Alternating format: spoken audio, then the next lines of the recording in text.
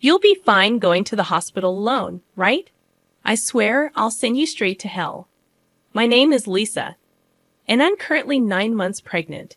It's my first time giving birth, so while I'm filled with anxiety, I feel truly blessed about welcoming a new member into our family. My husband, David, is a white-collar worker and has weekends off. However, he doesn't offer much support around the house or help with shopping. This is because he usually goes back to his parents' home on weekends.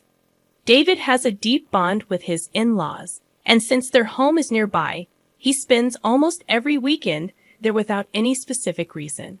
Since becoming pregnant, I've been cautious about lifting heavy objects. For instance, when buying heavy items like rice, understanding friends often help out.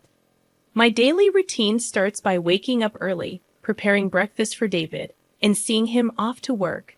Afterward, I do the cleaning and laundry, and then head out for any necessary shopping.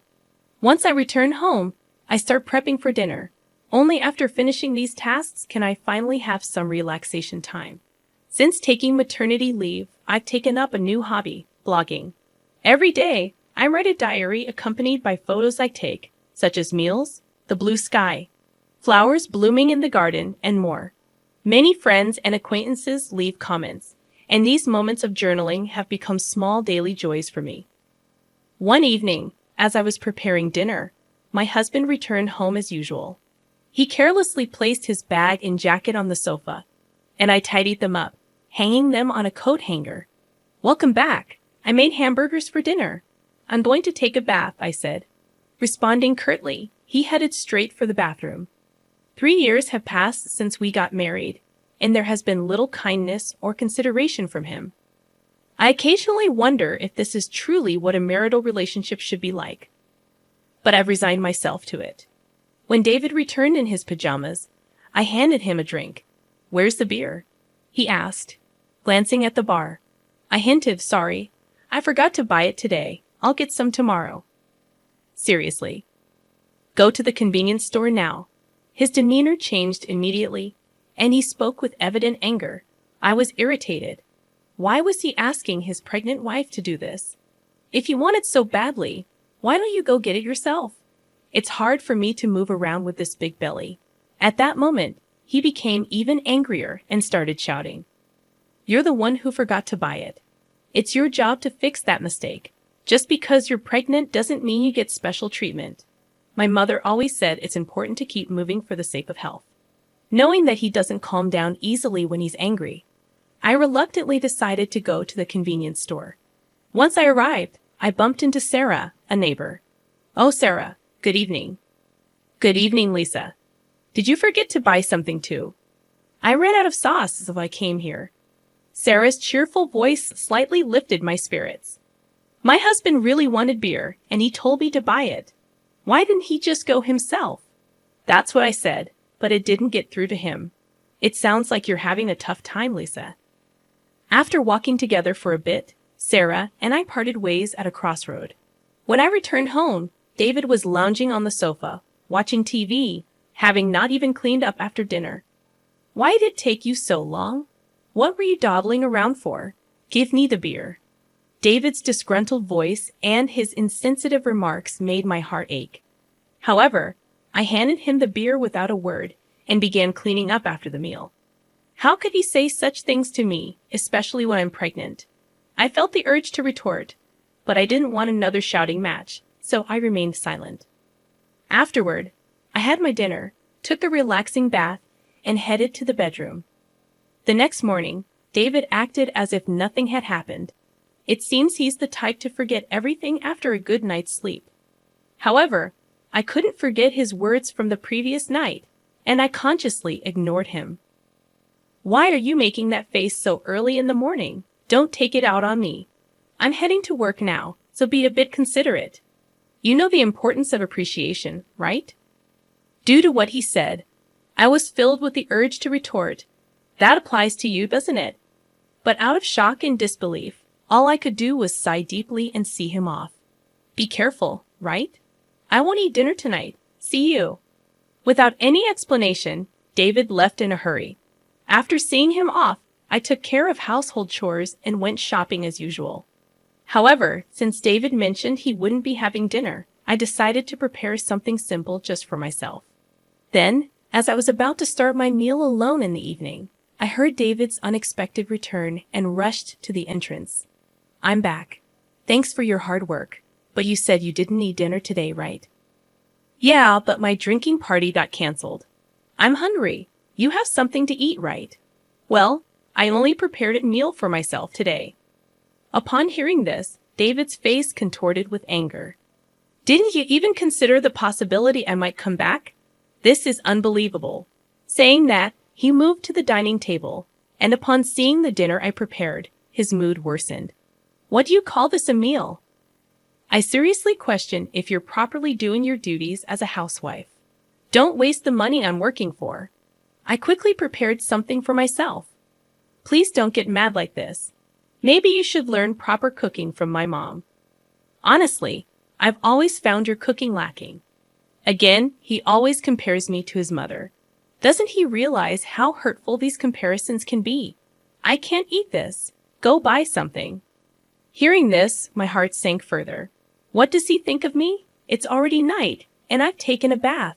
Can't you go buy it yourself? Forget it. You forgot to buy beer yesterday, didn't prepare dinner today. It's so frustrating. I'm going back to my parents' place. David stormed out and left alone in the house. I strangely felt a sense of relief. The next morning, as I expected, I received an angry call from David's mother. "How can you not serve David a proper meal?" This feels like moral harassment, if not worse. I explained what happened yesterday, but she wasn't accepting it. So I apologized and ended the call. After the call, my mood plummeted. Since David wasn't home, I decided to have a leisurely late brunch. However, the thought of David coming back tonight weighed on my mind. Considering yesterday's events, I decided to make tonight's dinner special. I shopped with more care than usual, picking out ingredients and adding David's favorite beer to the cart. I was determined to prepare a dinner that would earn David's praise. I shortened my blog update time a bit to allocate more time to cooking. After dedicating ample time to preparations, the table was set beautifully, as if it was a special occasion. Looking at it, I felt a sense of accomplishment and couldn't help but praise myself. With this, he should definitely be satisfied. I waited patiently in the dining room for David to come home, but as time passed, there was no sign of him. I tried contacting him several times via my smartphone, but there was no response, and I became more worried as the clock continued to tick.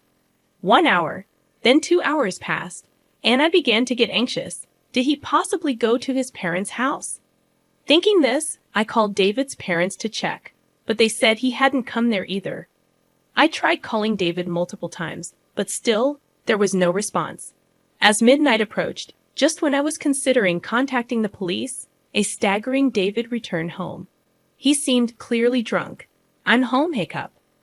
I rushed to the entrance in concern and found David lying on the hallway floor. "What happened? Are you okay?" Hearing my voice, he responded angrily, "Too loud, go away." He then staggered towards the dining room. When I tried to support him, he forcefully shook off my hand. "Don't touch me. Don't come near me with that ugly face. To think you're my wife." In his drunken state, he spat out those words and then just lay down right there. Those words were beyond shocking. Why? Why can't he consider others' feelings? His remarks hurt me deeply, and I was filled with thoughts of maybe he no longer sees me as family. Tears welled up in my eyes. I put so much effort into cooking, it was all for nothing.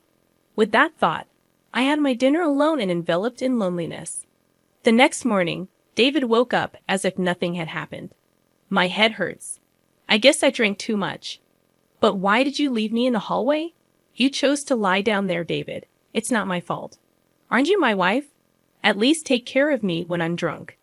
David's words made me wonder why he always blames me right away. If you weren't going to eat at home, you could have at least let me know. I had prepared a nice meal, and I called you multiple times. Why didn't you answer? Then David replied nonchalantly, "My drinking party from the day before got rescheduled to yesterday. Do I have to report everything?" Besides, you know how hard it is to pick up the phone during a gathering. Think about my situation. With every word David said, my heart got colder and my expectations of him diminished. That way, I won't feel hurt or disappointed anymore. This thought lingered in my mind that I'm taking a break and going back to my parents' home tomorrow. Being with you lately feels unpleasant and boring. Seeing David's attitude of looking down on me made me increasingly consider the option of divorce. Our baby is due soon, and my heart races in anticipation. Even though I've heard stories about the pains of labor from friends, my excitement to meet the new life inside me overshadows those concerns. The neighbors often encourage me with words like, "It's just a little while longer," which brightens my mood. "Hey, want to go on a family trip soon after David returned home?" He made a surprising suggestion. Really? But I'm talking about a family trip. My mom and dad want to join. I was taken aback. Why would parents make such a proposal? Tensions exist between me and David's parents whenever there's an issue concerning David. They tend to blame me, like the previous phone call incident. However, the sudden idea of a trip left me doubtful. I'm about to give birth soon, and traveling a long distance might be a bit risky. David replied, "How many times do I have to tell you? Just because you're pregnant doesn't mean you're sick. My parents are thoughtfully inviting us. But what if something happens? It'll be fine. Everything's already decided. We'll go for 2 nights and 3 days next week." What? Next week is my due date. That's a bit. Just do as you're told. Prepare for the trip. End of discussion. David just expressed his opinion and then left the room. I'm in trouble now, I thought to myself. The next day, I sought advice from a close friend and explained the situation. She was concerned and said, "That's a bit too much." While I was contemplating how to decline the offer, the day of the trip suddenly arrived. Actually, I'm not feeling well today. I'm worried about the baby, so I'm going to rest at home. I tried to use that as an excuse, but David didn't seem convinced. Anyway, you can just rest in the car, and you'll be fine, right? Come on, bring a luggage. We're heading to my parents' house, so hurry up. As we headed to the car, I was worried and asked, "Is this really okay?" After loading our luggage into the car and sitting in the passenger seat, I felt warmth at my feet. Looking down, I noticed water spreading around them. Oh my water broke. I immediately informed David. "David, I think my water just broke. Please take me to the hospital quickly." Taken aback by the situation, David exclaimed, "Are you serious?" "Yes, I'm serious. We need to go to the hospital now. The baby might be coming." While trying to clean up the water with a towel in the car, David suddenly opened the passenger door. "David, what are you doing? We need to go to the hospital." "Get out, you're going to make a mess in the car." I was in complete shock. "What are you saying?" I said, "Get out. I need to clean the car." Then David forcefully pulled me out of the car. In this unbelievable situation, David said, "I can't believe this. We were supposed to be on a family trip. Just go to the hospital by yourself." I was too shocked to say anything as I called out to David, "Wait, how can you leave me here like this?" He drove away, leaving me behind. Feeling overwhelmed, I quickly dialed for an ambulance. When someone approached, asking, "Lisa, are you okay?" It was Sarah, looking concerned. Sarah immediately recognized my predicament and arranged for a special taxi, comforting me throughout. Grateful for her kindness, tears streamed down my face. Soon after, I safely arrived at the hospital, thanks to Sarah's help. On the way, she held my hand and cheered me up, staying by my side until I was taken to my room. While being transferred, I made a silent vow. I will make him pay for this. Even as labor pains grew, Sarah kept holding my hand. Furthermore, she contacted my parents, who soon arrived at the hospital and looked deeply concerned. Sarah whispered to them, "There's something I want to discuss." The 3 then left the room. As the labor pains intensified, my smartphone vibrated from a corner of the room. "Who is it?" I asked, and my parents responded with David's name. They looked displeased, but I took the call anyway. As soon as I answered, I heard a panicky David, "Help me." However, I was in no state or mood to converse with him and promptly ended the call. Despite my parents turning off my phone, David continued to send messages. As labor intensified, I was finally moved to the delivery room. After enduring the pain for some time, I finally heard my baby's cries. Exhausted, I saw my parents and Sarah standing before me with warm smiles. Relieved, I closed my eyes and rested. When I woke up after a few hours of sleep, I found myself lying in the hospital bed. Rubbing my eyes, I noticed my parents sitting next to me, their faces filled with concern. "Are you okay?" My mother asked gently, still feeling the weight of exhaustion. I couldn't muster the energy to sit up, while my father looked teary-eyed. My mother consoled him, saying, "The postpartum period can be exhausting." Witnessing this heartwarming scene, a smile formed on my face. "How's the baby?" I inquired. My parents informed me that the baby was undergoing some tests, but would be back in the room soon. However, I noticed Sarah wasn't present. Responding to my unspoken question, my mother remarked, "Sarah left a little while ago." Thinking about how things might have turned out had Sarah not been there, a feeling of gratitude settled over me. I made a promise with my parents that after being discharged, I would visit Sarah to express my gratitude. Turning on my smartphone to inform my friends about the birth, I was met with an overwhelming number of missed calls, mostly from David. The sheer number left me momentarily stunned, but I felt no hope or expectation from his calls. So I closed the notifications without hesitation. One of my friends visited the hospital room to congratulate me on the birth. As she rejoiced and extended her genuine wishes, I opened up about the recent incidents with David. After hearing the story, she expressed both shock and anger, half-jokingly saying she'd like to punish him a bit. But she also emphasized that my health and rest were paramount, chatted with me for a while, and then left. My parents, already briefed by Sarah about the whole episode, asked, "What are you planning to do next?" I shared my thoughts about my relationship with David and told my parents I'm considering divorce. They respected my decision and provided their support. Upon my discharge, I planned to stay at my parents' house, where they had prepared a room for me. Meanwhile, David seemed to have visited the hospital, but as I had informed the hospital staff that I didn't wish to see him, he wasn't allowed in. The next day, Sarah came to my hospital room holding a fruit basket. "Sarah, you came!" I exclaimed with delight. "You seem to be recovering well, but remember not to overexert yourself. Postpartum fatigue can be quite profound," she advised. Feeling comforted by Sarah's words, I sighed with relief, taking the fruit basket from her. "Sarah, thank you so much for helping me. I don't know what would have happened if you weren't there." I expressed my deep gratitude as I bowed deeply. Sarah gently laughed, saying, "What's most important is that both you and the baby are healthy. I just want a small hand. Regardless, I'm forever grateful. Once things settle down, I'll come over to thank you properly." Sarah laughed warmly in response. "You know, I've talked to my husband about what happened. He seemed quite furious." From her words, I could somewhat deduce David's situation. "Sarah, I'm truly sorry for dragging you into this mess," I admitted. "Don't worry. Remember who you owe for being able to work at your current company. This incident is truly hard to forgive." At that moment, I heard a stern tone in Sarah's voice for the first time. Sarah was actually the wife of the CEO at the company where my husband worked. When we first moved to this residential area, I had no idea about this fact. However, as we frequently encountered each other at the local supermarket, shops, and occasionally at convenience stores, we gradually became closer. We even began to enjoy tea together, and during these sessions, I learned about the nature of her husband's job. On the other hand, my husband was completely unaware of this background.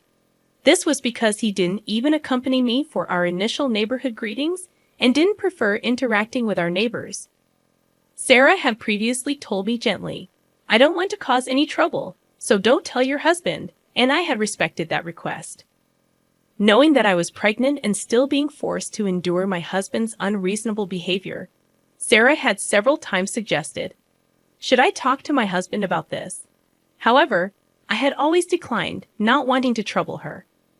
But with this recent incident, perhaps even Sarah reached her limit. That's why my husband kept calling Sarah. I really can't thank you enough for everything. Sarah's strong words made me realize how fortunate I was to have someone who'd go to such lengths for me. I couldn't help but tear up. Seeing my reaction, Sarah once again gave me a warm smile. Lisa, you're a dear friend to me. I can't just stand by and watch when something like this happens to a friend. Our conversation was filled with heartfelt smiles. However, my husband's messages didn't stop despite the barrage of notifications. Online, I consciously ignored them all. Thinking about the divorce made my mind clear, and all I wanted was to think about how to live my life with my baby. As I was preparing to leave the hospital, a close friend visited my room, handing me her smartphone and saying, "I want you to see this." Displayed on her phone was a post that had become a major topic on a certain social media platform. When I asked what it was about, she informed me that she had posted about my husband's recent actions on social media. My friend had a significant influence on social media with a massive follower count. One day, she received a reply to one of her posts. The follower who replied had, by chance, captured a video of the scene where I was yelled at by my husband after being let out of the car.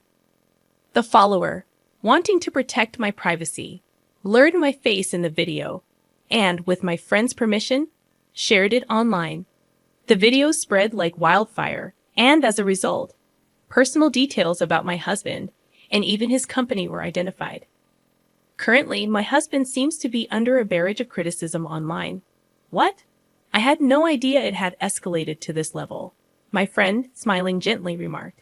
Well, they brought it upon themselves, didn't they? My husband's actions and their consequences were all a result of choices he made.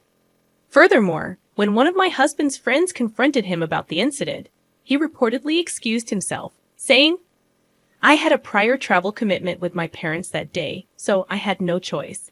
Because of this statement, not only my husband, but also his parents began to face criticism online.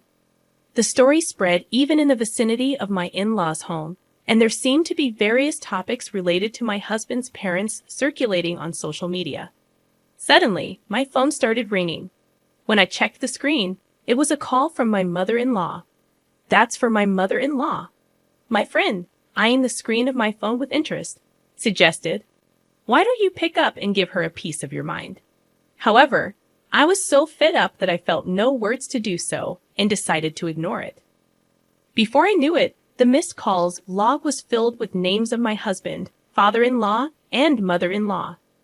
Ever since the incident was highlighted on social media, even the hospital staff seemed to be aware of my situation and started offering genuine support.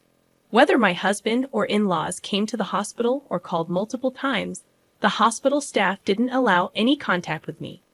As my discharge date approached, I had one pressing worry: whether my husband and in-laws might be lurking outside the hospital.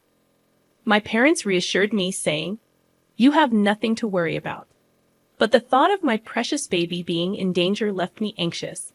However, that concern was quickly dispelled on the day of my discharge, as my parents were helping me with my belongings.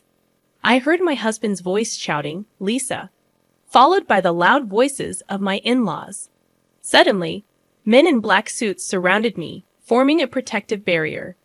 As I tried to understand what was happening, one of the men approached me, gently opening the car door and said, "Don't worry, we're here on Sir's request to protect you."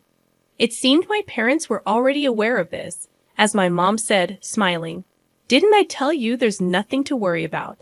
Believing her words, I felt relieved and smoothly got into the car. All the while, my husband and in-laws, overwhelmed by the presence of the bodyguards, couldn't come any closer. I can't find the words to express how grateful I am for Sarah supporting me like this. The only thing occupying my mind was how to reciprocate Sarah's kindness. My parents felt the same, saying in unison, "We have to find a way to show our gratitude to Sarah." Although my new life began smoothly and pleasant days continued, the contacts from my husband and in-laws never ceased. I mailed them the divorce papers, but there wasn't even a hint of acceptance. One day, my in-laws called our home. It seems my father answered, and they addressed him with the attitude of, "She became a part of our family, so no matter how she's treated, she shouldn't complain." When my father angrily retorted to their statement, it seems they were taken aback and quickly hung up. While discussing how to handle this with my parents, I decided that seeking professional assistance was the best course of action and resolved to consult a lawyer. Coincidentally, my father was acquainted with a lawyer, and when we explained our situation, he graciously promised to help. I informed the lawyer about the video circulating on social media and detailed past events. When the lawyer reached out on our behalf, my husband was initially taken aback. However, over time, he became defiant. "We'll solve marital issues ourselves. We don't need a lawyer," he argued in a fled tone. However, the lawyer calmly responded, "I'm acting upon Lisa's request. Any future communication should be directed to me. It's up to Lisa, my client, to decide whether or not she wants to involve a lawyer." My husband was at a loss for words, though initially refusing to divorce. When mediation and the possibility of a court case were suggested, the word court seemed to shake him, and he reluctantly agreed to the divorce. I have no interest in the child and have no intention of seeing them in the future, so I don't see why I should pay child support. As for property distribution, I did nothing wrong, he claimed irrationally. The lawyer calmly explained from a legal perspective, but my husband still seemed unconvinced. "In that case, it seems we'll meet in court," the lawyer suggested. My in-laws, who were listening nearby, appeared to panic and immediately agreed. When I was informed of this by the lawyer, I was shocked that I had ever married such a man. I had been communicating with Sarah since returning to my parents' home, and when I told her about the recent events, she playfully and gleefully suggested, "How about seizing your ex-husband's retirement pay? Garnishment is one way, right?" Feeling overwhelmed by Sarah's astuteness, a while later, I was contacted by the lawyer who conveyed that my husband wished to apologize in person. Wanting a satisfactory conclusion, I agreed to converse over the phone under the supervision of the lawyer. The day of the scheduled call arrived. On that day, I was accompanied by my parents and the lawyer. From the other end of the line, I heard, "Finally you answer. Apologize now, and I'll forgive you. So come back home. Let's be a couple again. The house is a mess. I might lose my job, and everyone's looking at me coldly. All of this is your fault, so take responsibility." He continued to bombard me with accusations. Without being overwhelmed, I calmly chose how to react. When he said, "See, you can't even reply properly, truly a woman with no redeeming qualities," I finally responded, "Just so you know, this conversation is being recorded. I'll keep it as evidence. Goodbye." Hearing this, my husband's voice revealed his shock. "Wait, you recorded it? That's not fair, right? I was joking. I'm sorry. I can't live without you. Let's start over. We truly loved each other, right? I promise I'll try harder from now on."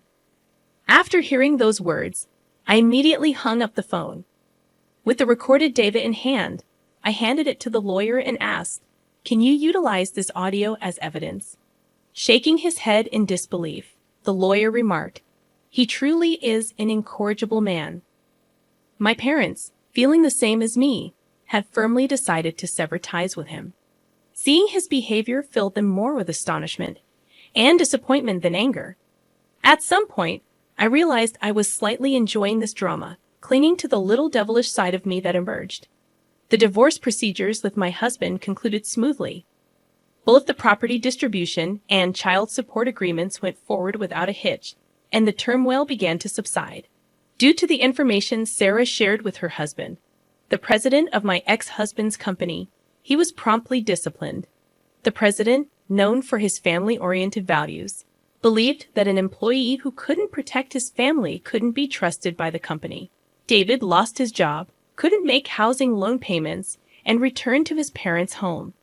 His reputation was tarnished by the viral video, and he struggled to find stable employment, barely making ends meet with short-term part-time jobs. Rumors spread about his parents too, and according to reports from Sir's friends in the neighborhood, they seemed to live in perpetual unease. The cold societal judgment they faced, which exceeded my expectations, made me think that, surprisingly, this ostracization might be harder for them than any legal repercussions. With most matters settled and my health recovering, my parents, my baby, and I visited Sarah's home to express our gratitude. Both Sarah and her husband seemed genuinely happy and doted on my baby, making us feel warm and welcomed. After that, Sarah and my mother became close friends. Similarly, Sarah's husband and my father got along very well, and our families grew close. Furthermore, Sarah and her husband's son was around my age, and to everyone's surprise, our relationship began to develop in an unexpected direction. A few years later, the idea that I might actually become a part of Sir family was something no one could have ever predicted. Life truly is full of surprises.